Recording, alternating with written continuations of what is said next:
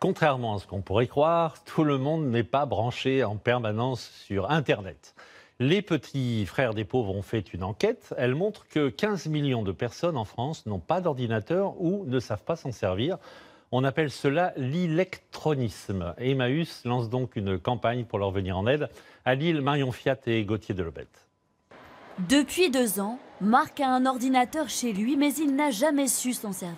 Il a donc décidé de pousser la porte de cette association.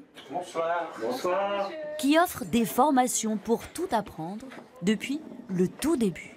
Je n'ai pas de base et ça va me servir à chercher, par exemple, pour les impôts, pour plusieurs choses. Au début, c'est un peu difficile, mais tout doucement, ça va le faire. Quand on dit cliquer, on clique avec clic gauche ou clic droit? Ici, grâce à des modules de 6 fois 12 heures pour commencer, Marc va apprendre à rédiger un courrier et même créer son adresse mail, parce qu'aujourd'hui, le tout numérique est inévitable et peut être une source d'exclusion au quotidien.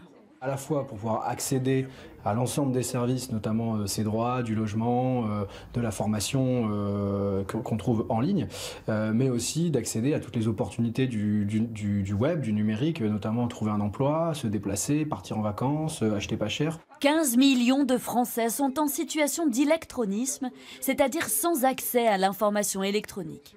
Et pour leur venir en aide, Emmaüs lance une campagne de recrutement de bénévoles. Florian est manager digital et donne un peu de son temps 2 fois par semaine. Ça change de mon entreprise, c'est un autre mode de fonctionnement. Quelque part, c'est toujours le rapport humain qui est important et de prendre le temps de s'écouter et de discuter.